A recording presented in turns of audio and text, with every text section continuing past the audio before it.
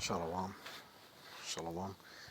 All praises due to Yahweh Bashem, Yahushua Bashem, Rakakadash. Double honors to the elders apostles with great milestone who've been teaching the word in sincerity and truth to the hopeful elect that is scattered abroad throughout the four corners of the earth. Shalom to the hopeful elect.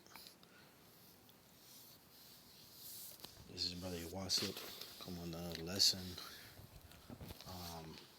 Just concerning the martial law act that will come to pass down the road. I didn't want to bother bringing it. If the Spirit lets me, I'll probably bring up a document, if anything, concerning martial law. But everything is in place, geared up towards the insurrection in Babylon the Great. Let me just get to it. This is Ezekiel 21 and 1. I'll start in the KJV. It says, "And the word of the Lord came unto me, saying, Son of man, set thy face against Jerusalem, and drop thy word towards the holy places, and prophesy against the land of Israel.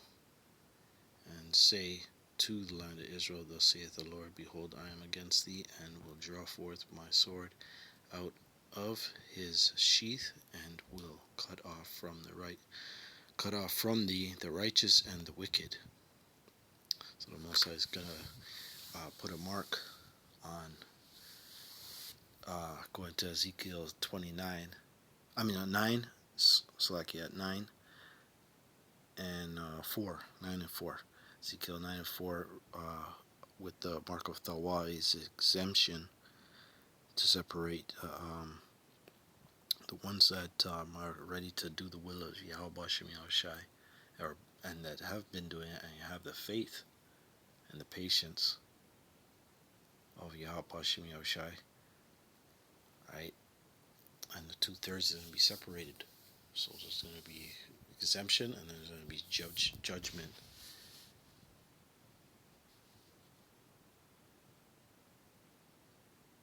Verse 4. Verse 3, I'll read it again. "And I say to the land of Israel, Thus saith the Lord, Behold, I am against thee, and will draw forth my sword out of his sheath, and will cut off from thee the righteous and the wicked." Verse 4, "Seeing that then that I will cut off from thee the righteous and the wicked, therefore shall my sword go forth out of his sheath against all flesh from the south to the north,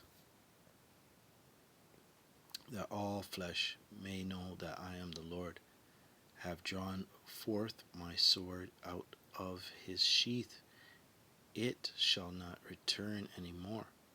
So that's so it's just going to be about judgment. So there's not going to be any use of putting your weapon back, holding back, which is is really parabolic, because this happened at one point, but it hasn't happened in a long time in the past. But prophecy sake, this is going to happen to the 2/3 of Israel with the Insurrection Act. They have concentration camps that they're building all throughout the America, and then who else? No, where else around the world? Because you got these things, that movie, Children of Men is a perfect example of locking people up, putting them in concentration camps.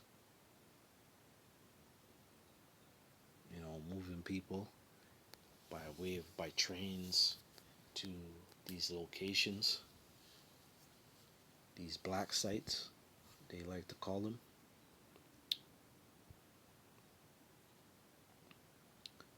Verse 5 says, that all flesh may know that I am the Lord, have drawn forth my sword out of his sheath.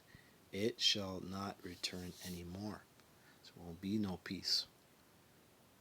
It'll be just straight up judgment.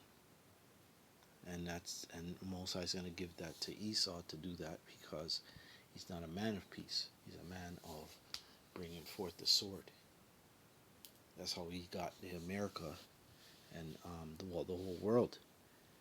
He got it by the sword, and that was his blessing that Isaac had given unto him, whether you like it or not. Now it says, verse 6, sigh therefore, thou son of man, with the breaking of thy loins, and with bitterness sigh before their eyes.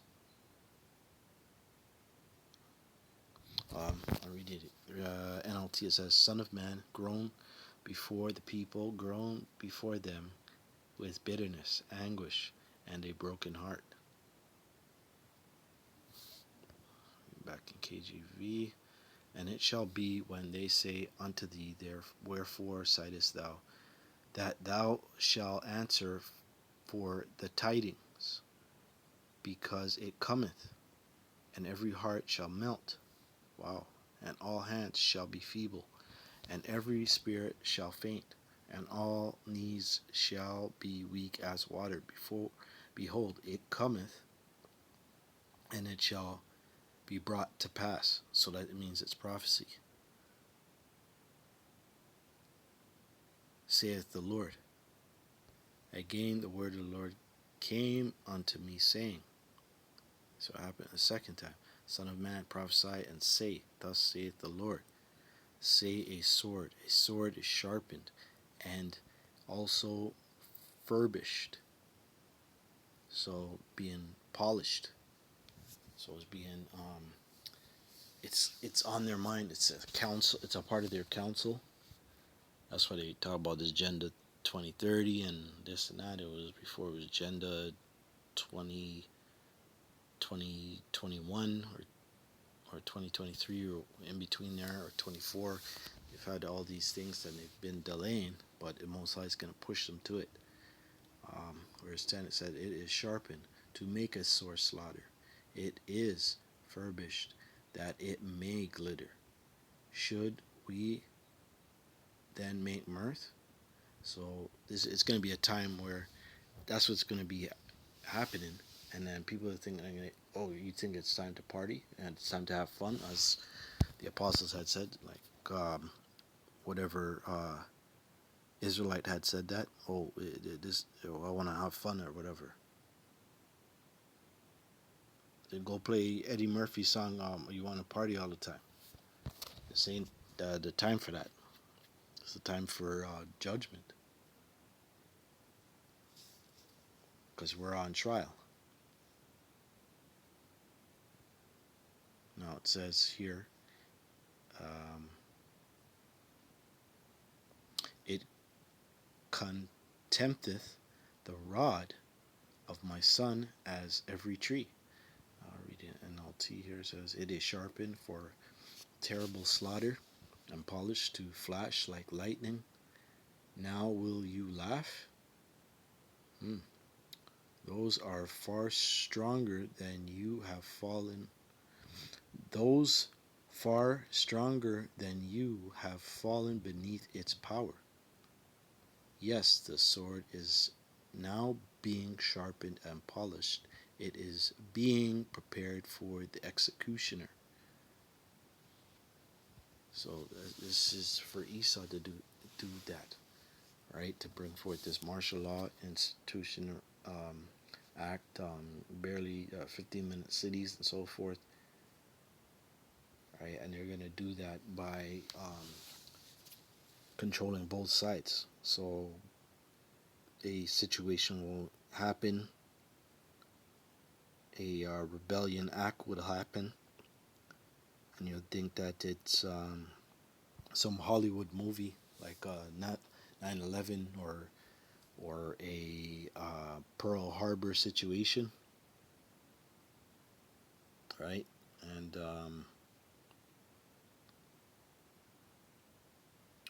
well, I wouldn't say just one because it could be multiple. Because we want to, because of perplexities, what Yahushua had said. So there's going to be a multiple, because we're in a time of great contractions of the pangs and sorrows, the pangs, the birth pangs. So, uh, read it in 12 NLT. Son of man, cry out and wail, pound your thighs in anguish, for the sword will slaughter my people and their leaders. Every one will die. Verse 13, it will put them all to the test. What chance do they have? Says the sovereign Lord. Son of man, prophesy to them and clap your hands. Then take the sword and brandish it twice, even 3 times, to symbolize the great massacre facing them on every side. Jeez. Verse 15, let their minds melt with terror, for the sword glitters at every gate. So every state, every town, this is going to be popping off, right?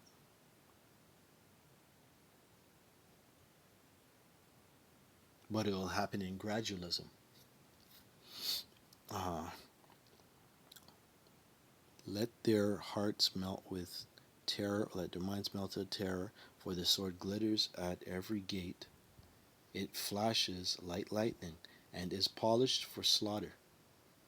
O sword, slash to the right, then slash to the left, wherever you will, wherever you want. I want to. Sorry, I'm getting over it. I too will clap my hands and will satisfy my fury. I, the Lord, have spoken.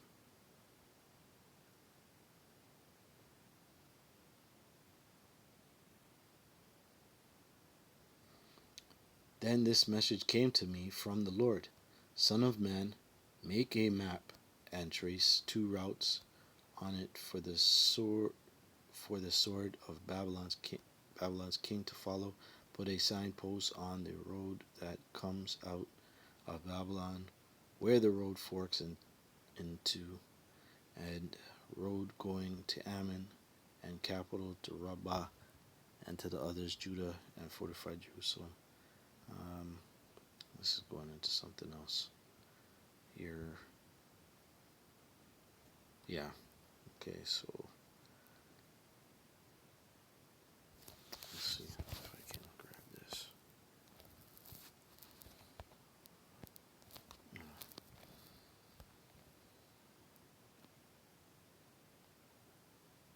That's not the one.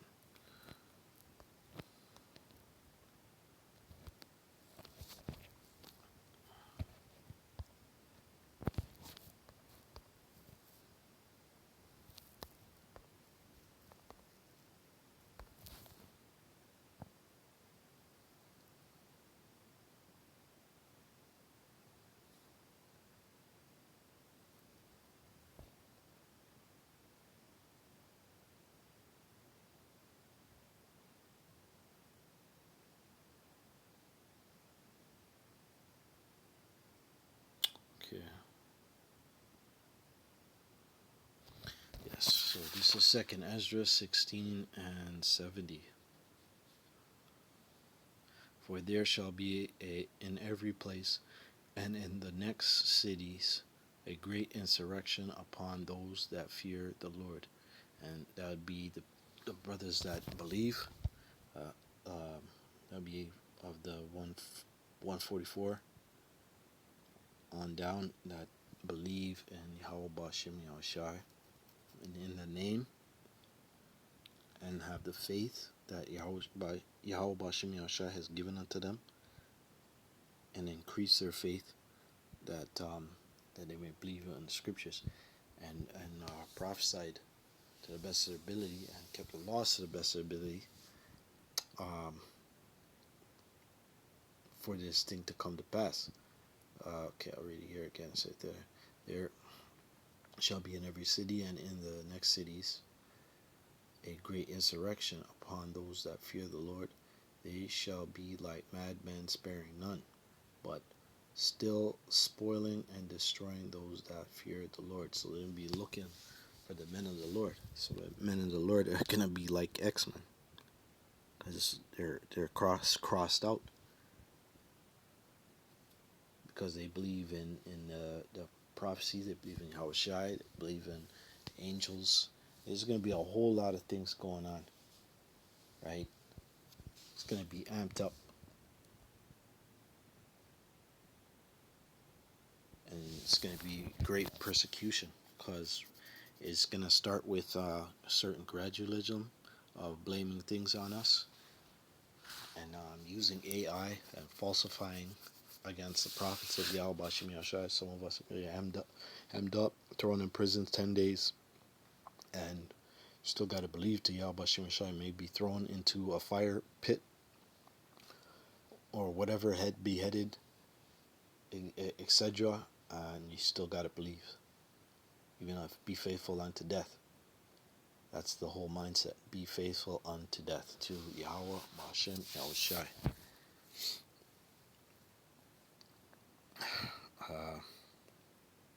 For they 72, for they shall waste and take away their goods and cast them out of their houses.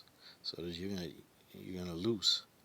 You're gonna actually lose. You don't even, you can't even return back to your house, because they're gonna put a bolo out that they have up here in Canada, right? A bolo, which is a wanted list. They use it as an acronym.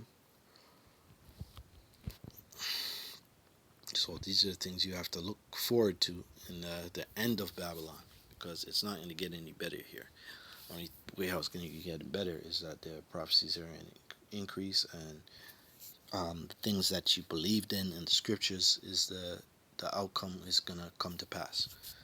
The prophecy will prevail. 73, then shall they be known who are my chosen, and they shall be tried as gold in the fire. Hear, O ye my beloved, saith the Lord, behold, the days of trouble are at hand, but I will deliver you from the same. Because the Most High is doing this. So he just wants to increase your faith and keep you in his in his grace.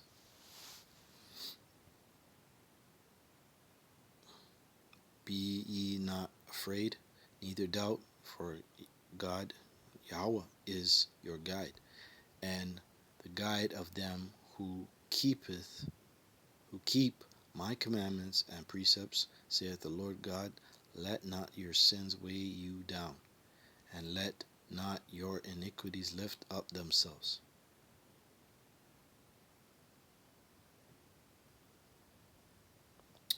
Woe be unto them that are bound with their sins and covered with their iniquities, like a field is covered over the bushes, and the path thereof covered with thorns, that no man may travel through. So you don't want your iniquities and all of those things to hold you back from seeking Yahweh Bashim Yahushua. You have to let those things go, and let them mentally let them go, and rebuke your own self of those wicked ways that you've done,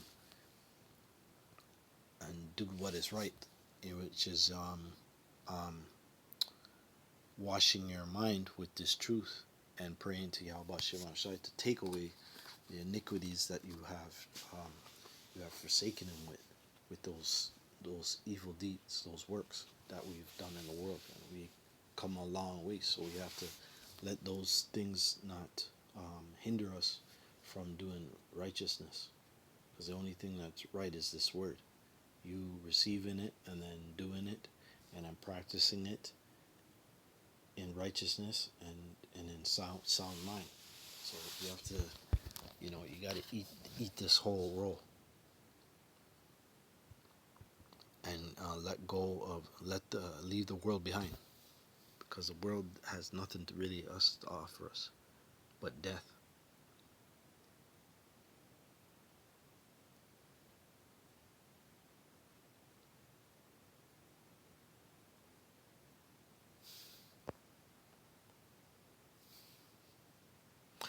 Verse 78, it is left undressed, and it cast into the fire to be consumed therewith. So that will happen if you don't let go. So you don't want to be someone who's kicked into that